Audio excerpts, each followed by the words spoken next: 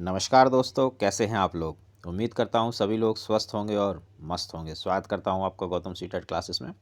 चलिए मित्रों, आज की क्लास देखते हैं। भाई देखो, आज जो हमारी क्लास है वो है थ्योरी की क्लास, और थ्योरी क्लास में हम पढ़ेंगे गार्डनर का बहुबुद्धि सिद्धांत। गार्डनर का बहुबुद्धि सिद्धांत एक ऐसा टॉपिक है, अगर आप किसी भी टीचिंग से रिलेटेड किसी भी एग्ज़ाम की तैयारी कर रहे हैं तो उसमें आप ये मान लीजिए कि कम से कम 1 नंबर का तो आना ही है। ऐसा कोई टीचिंग का एग्ज़ाम नहीं है, चाहे आपका सीटेट हो या स्टेट टेट हो या आपका केवीएस हो, डीएसएसबी हो, कोई सा भी एग्ज़ाम अगर आप दे रहे हैं वो टीचिंग से रिलेटेड है तो उसमें बहुबुद्धि के सिद्धांत पे एक प्रश्न तो आना ही आना है। 2 भी आ जाए तो कोई बड़ी बात नहीं है, 3 आ जाए तो कोई बड़ी बात नहीं है। बट आपको डरने की ज़रूरत नहीं है, थ्योरी से भी नहीं डरने की ज़रूरत है। और तो मैं चीज़ें करवाता ही हूँ, आपको पता है कैसे करवाता हूँ। नेगेटिव पॉजिटिव से मैं आपका जो प्रश्न है, जो 1 मिनट में प्रश्न सॉल्व होना चाहिए था, वो मैं आपको 5 से 7 सेकंड में सॉल्व करवा देता हूँ। तो आज भी उसी तरह का मेरा प्रयास रहेगा। आपके लिए एक इस तरह की ट्रिक है कि अगर आपने आज इसको समझ लिया ना, तो बहुबुद्धि का सिद्धांत अगर आप कोशिश भी करोगे कि यार मैं भूल जाऊँ, आप तब भी नहीं भूल सकते। तो चलिए पहले हम गार्डनर के बहुबुद्धि सिद्धांत को थोड़ा डिस्कस कर लेते हैं और फिर हमने अपनी ट्रिक समझेंगे, और ट्रिक के माध्यम से ही आपको 1 नंबर, 2 नंबर, 3 नंबर जितने का भी आता है आपके पेपर में आपको मिलेंगे। चलिए स्टार्ट करते हैं आज की क्लास। गार्डनर का बहुबुद्धि सिद्धांत देखते हैं। भाई बहुबुद्धि सिद्धांत में क्या है गार्डनर के में। देखिए, गार्डनर अमेरिकी कॉग्निटिव साइकोलॉजिस्ट थे। देखो, अमेरिका के और भी बहुत सारे लोग थे, बहुत सारे मनोवैज्ञानिक हैं जिन्होंने शिक्षा के ऊपर काम किया। और अगर आप अमेरिकी मनोवैज्ञानिकों को याद नहीं कर पा रहे हैं, कुछ आपको प्रॉब्लम हो रही है, तो आपको बहुत बेहतरीन ट्रिक बता देता हूँ। आप चले जाना मेरे चैनल की जो प्लेलिस्ट है, कौन सी प्लेलिस्ट है, उसका नाम है भी गौतम स्ट्रिक। गौतम स्ट्रिक में चले जाना। इसमें इतनी बेहतरीन ट्रिक पड़ी हुई है कि आपको ज़्यादा से ज़्यादा 10 सेकंड लगेंगे और आपको याद हो जाएगा कि अमेरिका के जो मनोवैज्ञानिक हैं वो कौन कौन से हैं। तो चलिए फिर आज हम इसी की बात करते हैं। गार्डनर अमेरिका के कॉग्निटिव साइकोलॉजिस्ट थे। इनसे पहले सभी लोग यह मानते थे कि बुद्धि सिर्फ एक ही प्रकार की होती है, जिसके द्वारा हम किसी विषय वस्तु को अगर आपको समझना है तो उसे या तो आप याद कर सकते हैं या फिर किताबों के द्वारा पढ़ सकते हैं, समझ सकते हैं। ये बात हावर्ड गार्डनर से पहले लोग सोचते थे, मानते थे, कहते थे। लेकिन हावर्ड गार्डनर ने क्या कहा? हावर्ड गार्डनर ने बताया कि किसी भी चीज़ को समझने या समझाने के कई अलग अलग तरीके हो सकते हैं, जिसके अंतर्गत ही इन्होंने बहुबुद्धि का सिद्धांत दिया, जिसे हम गार्डनर का बहुबुद्धि सिद्धांत कहते हैं। इन्होंने बहुबुद्धि की सर्वप्रथम बात अपनी पुस्तक फ्रेम ऑफ माइंड्स, ये बहुत ही ज़्यादा महत्वपूर्ण है, इसको आप याद कर लेना। इसका कई बार आता है कि फ्रेम ऑफ माइंड्स किसने लिखी। अच्छा, ये जो थे जीन प्याजे, एरिक रिक्सन, ब्रूनर आदि जैसे मनोवैज्ञानिकों से प्रभावित थे। इनके बारे में भी हम बात करेंगे टाइम टू टाइम, जो ज़रूरत होगी। सीटेट में इतना नहीं आता है थ्योरी के रिगार्डिंग, लेकिन बहुबुद्धि का 1 से 2 3 4 क्वेश्चन आते हैं बहुबुद्धि के। आज ऐसे याद करवा दूंगा कि आप भी सोचोगे वाह सर जी ने क्या ट्रिक बताई है। चलिए आगे समझते हैं थोड़ा सा। गार्डनर के सिद्धांत के अनुसार 3 कारकों पर इन्होंने बल दिया। इन्हें समझ लो। बुद्धि एक स्वरूप एकाकी ना होकर बहुकार की है, यानी कि बुद्धि कोई एक कारक नहीं है, बहुत सारे कारक हैं, तथा प्रत्येक बुद्धि एक दूसरे से अलग होती है। प्रत्येक ज्ञान एवं बुद्धि एक दूसरे से स्वतंत्र होते हैं। कहने का मतलब है, उन्होंने कहा कि बुद्धि अलग अलग तरह की होती है। हो सकता है ये वाली बढ़ जाए, हो सकता है ये वाली बढ़ जाए, ये वाली ना बढ़े। तो ये बुद्धियाँ अलग अलग हैं। ऐसा नहीं कि ये वाली बढ़ रही है तो ये भी बढ़ेगी, ऐसा नहीं कहा उन्होंने। बुद्धि के विभिन्न प्रकारों में एक दूसरे के साथ अंतःक्रिया करने की प्रवृत्ति पाई जाती है। प्रत्येक व्यक्ति में विलक्षण योग्यता होती है। तो ये इन्होंने बताया था। इनके जो आधार थे बहुबुद्धि सिद्धांत के, 3 आधार जो ये थे, ये इन्होंने उसके बारे में बताया। तो अब हम समझ लेते हैं कि उन्होंने बुद्धि को कितने भागों में बांटा। गार्डनर ने बुद्धि को 8 भागों में बांटा। उन्होंने कहा कि 8 प्रकार की बुद्धियाँ होती हैं। चलिए देखते हैं। भाई पहली जो इन्होंने बुद्धि बताई हावर्ड गार्डनर ने कहा भाषागत, यानी कि लिंग्विस्टिक, यानी कि जिस इंसान में भाषागत बुद्धि ज़्यादा होगी, जिसके अंतर्गत ऐसे व्यक्ति आएंगे जिनका भाषा प्रवाह, अपनी बात को किसी के समक्ष रखने की क्षमता औरों से ज़्यादा अच्छी होती है। जैसे कवि, लेखक, ये लोग, इनका भाषा पर बहुत अच्छा अधिकार होता है। तो इन्होंने भाषागत बात की कि भाई एक जो है भाषागत बुद्धि होती है। दूसरी इन्होंने कौन सी बताई? दूसरी बताई दैशिक, यानी कि स्पीटल। ऐसे व्यक्ति जो मानसिक बिंबों को बनाने तथा उनका परिमार्जन करने में एक्सपर्ट होते हैं। अब देखो सब नहीं होते, कुछ लोग होते हैं जैसे विमान चालक, इनको दिशाओं का बहुत अच्छा ज्ञान होता है। चित्रकार को भी पता होता है कि जो मतलब अगर वो कोई चित्र बना रहा है किसी तरह का, तो कितना रेशो लेना है, कितना क्या करना है, वो सब चीज़ जानता है। ऐसे ही वास्तुकार, तो ये लोग जो है डिजाइन अच्छा बनाते हैं, इनको दिशा का ज्ञान बहुत अच्छा होता है। और जो इनकी क्या कहते हैं आर्किटेक्चर्स जो होते हैं वो भी दैशिक वाले ही होते हैं। तो एक बुद्धि इन्होंने ये बताई गार्डनर ने। अगला देखेंगे, शारीरिक गति संवेगी यानी कि बॉडीली काइनेस्थेटिक बुद्धि के बारे में बात की।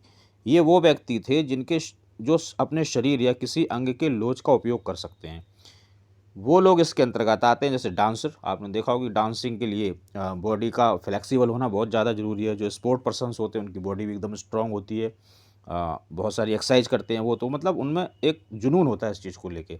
तो कहीं ना कहीं उनमें जो बुद्धि होती है वो बॉडली काइनेस्थेटिक बुद्धि होती है।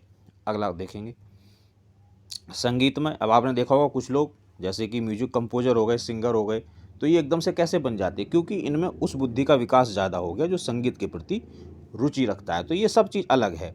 और यही चीज़ प्याजे ने कही भी है कि भाई जो बुद्धियाँ कई तरह की होती हैं, जिसमें से उन्होंने आर्ट की बात की थी।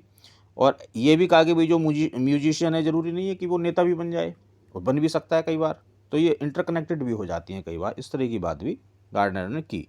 तार्किक गणितीय लॉजिकल मैथमेटिक्स, इसके अंतर्गत वैज्ञानिक चिंतन, समस्या समाधान के कौशल से परिपूर्ण व्यक्ति आते हैं। जैसे मान लो वैज्ञानिक हो गया या गणितज्ञ हो गया, यानी कि जिनकी कैलकुलेशन अच्छी होती है, उस तरह के व्यक्ति, इनकी तार्किक जो क्षमता होती है वो अच्छी होती है, उनमें इस प्रकार की बुद्धि, गणितीय बुद्धि जो होती है, लॉजिकल जो मैथमेटिक्स वाली बुद्धि होती है वो तेज होती है, ऐसा हावर्ड गार्डनर ने कहा।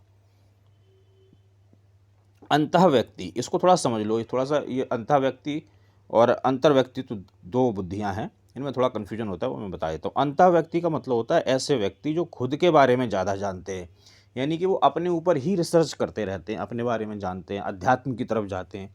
जैसे कोई दार्शनिक हो गया, धार्मिक नेता हो गया जो धर्म की बात करते हैं, या धर्म से संबंधित कोई बाबा टाइप के लोग हो गए। तो ये इस तरह के जो लोग हैं ये इंट्रापर्सनल वाली बुद्धि के लोग होते हैं। अगला देख लेते हैं भाई, अंतर्व्यक्तित्व। अब अंतर्व्यक्तित्व क्या होता है इसको भी समझ लेते हैं हम लोग।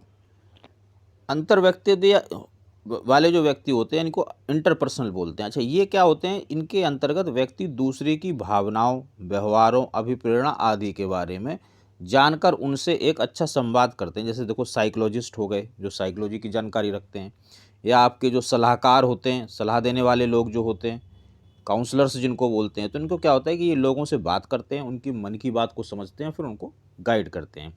तो इस तरह के जो लोग होते हैं वो इंटरपर्सनल बुद्धि वाले लोग होते हैं। प्रकृतिवादी, नेचुरलिस्टिक, ऐसे लोग जो है नेचर में ज़्यादा इंटरेस्ट दिखाते हैं, नेचर के बारे में अधिक जानकारी रखने वाले व्यक्ति इसके अंतर्गत आते हैं। शिकारी, नेचर में रहते हैं लोग, नेचर की चीज़ों को पसंद करते हैं। किसान हो गया, पर्यटक हो गए जो लोग घूमते फिरते रहते हैं, या जो जीव विज्ञानी होते हैं, जीव विज्ञानियों में भी आप ये मानिए कि जो लोग पेड़ों के ऊपर रिसर्च वगैरह करते हैं, प्रकृति के ऊपर जो रिसर्च करते हैं, या जो मौसम के बारे में जानकारी रखते हैं, ये सब लोग क्या होते हैं, ये नेचर के प्रति इनमें ज़्यादा लगाव होता है, और इसमें नेचर वाली जो बुद्धि है, नेचुरलिस्टिक जो बुद्धि है वो ज़्यादा तीव्र होती है, ज़्यादा तेज होती है, उनकी ज़्यादा रुचि होती है इन सब चीज़ों में। तो भाई इस तरह से जो हावर्ड गार्डनर थे उन्होंने ये 8 बुद्धियों के बारे में बताया। अब मुद्दा क्या है, अब मेन चीज़ अब स्टार्ट हुई है इस क्लास में। अब आप समझिए चीज़ को कि उन्होंने बता दिया आपके हावर्ड गार्डनर ने कि लोगों में 8 तरह की बुद्धियाँ होती हैं। भाषागत, दैशिक, शारीरिक गति, संगीतमय, तार्किक गणितीय, अंतर्व्यक्तित्व, प्रकृतिवादी। अब इनको याद करना है, आप याद कर भी लोगे, और फिर कई बार हम इनको भूल भी जाते हैं, समझ में नहीं आता यार कौन सी थी कौन सी नहीं थी। अब देखो क्वेश्चन किस तरह से आएगा, क्वेश्चन आपका इस तरह से आएगा, मान लो उन्होंने ये 3 दे दिए और इसके साथ एक चौथी और दे दी, फिर वो प्रश्न करेगा इसमें से कौन सा गार्डनर के बहुबुद्धि सिद्धांत में शामिल नहीं है। तो इसलिए आपको ये याद होनी चाहिए। अब 8 बुद्धियों को याद करना बड़ा मुश्किल काम है, और मुश्किल काम को आसान बनाना किसका काम है, गौतम सीटेट क्लासेस का। तो मैं आपके इस मुश्किल काम को आसान बना देता हूँ। इनको आपको रटने की ज़रूरत नहीं है, एक ऐसी ट्रिक बताऊँगा, बस मन में बोलना और तुरंत आपको पता चल जाएगा कि हाँ ये वाली बुद्धि हार्वर्ड गार्डनर की है और ये वाली बुद्धि गार्डनर ने नहीं बताई है। तो चलिए इसके लिए एक ट्रिक है, ट्रिक आपके सामने रखता हूँ। मनीषी कलाम, देखो मनीषी वैसे तो यहाँ पे एच लगना चाहिए तो मैं आपको बताऊँ, लेकिन हम में से बहुत सारे लोग हैं जो शाह को शाही बोलते हैं, तो ये समझ लो ये वैसे ही लोगों के लिए है। तो इसमें क्या है, मनीषी का मतलब होता है जनरली बुद्धिमान। अगर हम मनीषी की बात करें तो मनीषी का मतलब होता है बुद्धिमान। तो अब आप ये मान लेना कि बुद्धिमानी की बात हो रही है, यानी कि बहुबुद्धि का सिद्धांत है। पहली बात तो कुछ चीज़ें तो हमें एडजस्ट करनी पड़ेंगी ना। और कलाम साहब देखो हमारे कितने बुद्धिमान थे, राष्ट्रपति थे भारत के, मिसाइल मैन थे। तो ये उन्हीं से रिलेटेड है एक ट्रिक, और कलाम साहब का नाम मैंने इसमें इसलिए रख लिया है ताकि आपको याद बनी रहे, मनीषी कलाम, बस आपको ये याद करना है। अगर आपने ये याद कर लिया तो आपको आठों की आठ बुद्धियाँ टिप्स पे याद हो जाएंगी। बट एक चीज़ का आपको ध्यान रखना है, वो कौन सी चीज़ है कि इसमें जहाँ जहाँ ए है उसकी कोई वैल्यू नहीं है, बस इतना ध्यान रखना है, बाकी सबकी वैल्यू है। और बड़े आराम से आपको आठ की आठ बुद्धियाँ याद हो जाएंगी मनीषी कलाम से। मनीषी का मतलब बुद्धिमान, और कलाम तो कलाम साहब तो बुद्धिमान थे, इसमें कोई दो राय वाली बात है ही नहीं। तो अब इसका हम एक्सप्लेनेशन भी देख लेते हैं कि इसका एक्सप्लेनेशंस क्या है। चलिए, जी हाँ, मनीषी कलाम मैंने आपको पहले बताया कि जो ए जहाँ जहाँ है उसकी कोई वैल्यू नहीं है, इसलिए उस पर आप ध्यान ना दें। आप एम से देखो मैथमेटिक्स, ए से, इसके बाद आपका ए, उससे तो कुछ हो ही नहीं सकता, क्यों, क्योंकि ए की कोई वैल्यू नहीं है। फिर आया एन नेचुरलिस्टिक, फिर आया आई इंट्रापर्सनल, फिर आया एस स्पीटल, फिर आया आई इंटरपर्सनल, फिर आया के काइनेस्थेटिक, ए की कोई वैल्यू नहीं, फिर आया एल लिंग्विस्टिक, फिर आया ए कोई वैल्यू नहीं, फिर आया एम मैथमेटिक्स।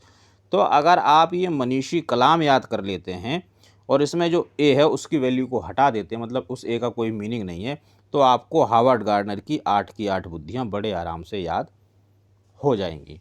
इससे आसान तरीका आपको कहीं नहीं मिलेगा, आप इसको समझ लो और हावर्ड गार्डनर के जो बहुबुद्धि सिद्धांत है उसको याद कर लो। तो मित्रों, ये आज की क्लास थी, उम्मीद करता हूँ आपको क्लास अच्छी लगी होगी, पसंद आई होगी। जैसी भी लगी अच्छी बुरी कमेंट जरूर करें, आपके कमेंट से मुझे बहुत प्रोत्साहन मिलता है। और भाई के चैनल को भी सब्सक्राइब करते रहो, लाइक करो, शेयर करो, और लोगों का भी भला होगा। और सीटेट से रिलेटेड कोई भी परेशानी है आपको तो आप इस नंबर पर मुझे मैसेज करके पूछ सकते हैं, जब भी मैसेज देखूंगा मैं जवाब ज़रूर दूंगा। तो चलिए मित्रों, मिलेंगे अगली क्लास में, तब तक आप लोग सभी स्वस्थ रहें, मस्त रहें और मेहनत करते रहें।